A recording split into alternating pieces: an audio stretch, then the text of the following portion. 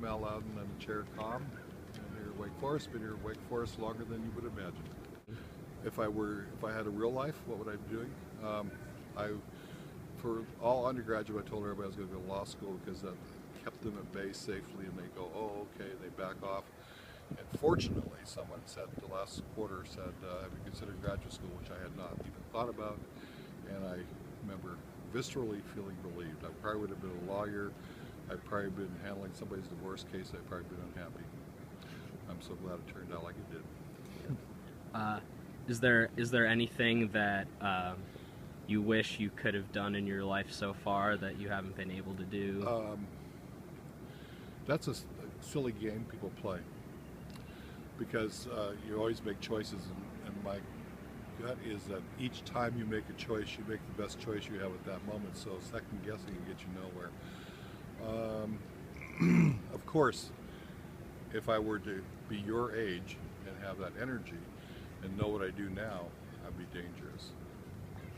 What keeps you at Wake Forest as opposed to another school? Like, what do you love about Wake Forest? The smart-ass answer is inertia. What keeps you there actually was because the debate program, actually, because they had enough resources and you're building it, and when we had the Winter Nationals and a few things, you know, so that was mattered. Why Wake Forest? I'm from the Rocky Mountains in the West. It's like a different culture, and it gives me access to things I wouldn't have otherwise. I love Wake Forest, but I'm not in love with Wake Forest like some people. I'd be happy anywhere. It's been good to me. I think we've been good to it. So it's been a perfectly comfortable relationship, but it's not defining. What made you decide to get a dog, and why'd you choose Ming, and just how did that relationship start? I had 2 dogs. I didn't have a dog for a long time because of debate trips, so that was tricky.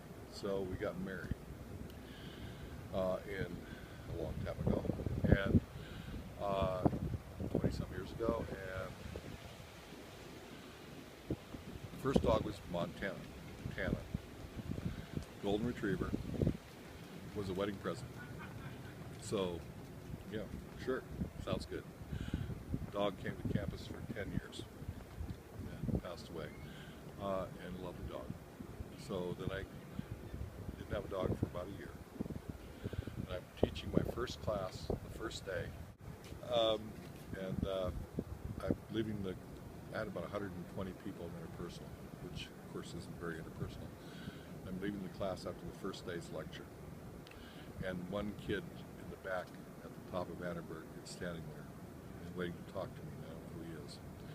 And he says, I walk out, and he stops me and he says, "We have a dog for you." I said, "Oh, really? That's cool." I smiled and said, "Who are you?" That's good. Who are you? And the dog had not been born yet. It's still in litter.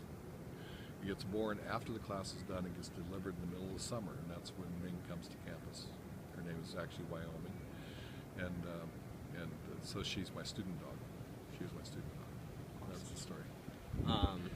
How did you get to the point where you had like a bond with her, to the point that she followed you everywhere? Well, how do you get them to stay with you? You get the crowd out here in the quad, and you wander away, and the dog can't find you, and they panic, and they'll stay with you ever after that. Or is there anything you really took from the dog since she's passed? Yeah. Like anything unforgettable, I guess? Well, the dogs are in the moment, and I don't think they worry about afterlife or what happens and all that kind of thing. They sort of they live in the reality of where they're at, which we could learn from that, because we so often wish away our time. Well, it'll be better when the summer comes. It'll be better when this paper's done. It'll be better whenever, and that's not true. There's always something. So live in the moment, because they're worth living in, and enjoy each of the things, even the things that are unenjoyable are kind of interesting because of that. So you live in the moment. The dog was my introduction to people. Everybody out here under the tree, as we're here now, would come and stop and say hi and tell me a dog story. So students would walk up and say, yeah, we used to have, we had a golden too. I get that a lot. Some about Wake Forest students. And then they would say, and I say, oh, you got the golden when you were 6, right? Or 6 or 7. Yeah, how'd you know? And I said, and you said you'd take care of it, right? And I said, yeah, and you didn't, right? Yeah. How'd you know? Well, because it's a very human story. Everybody has the same story. So the dog was my avenue. Talking to professors is somewhat dangerous, right? So people don't want to do that.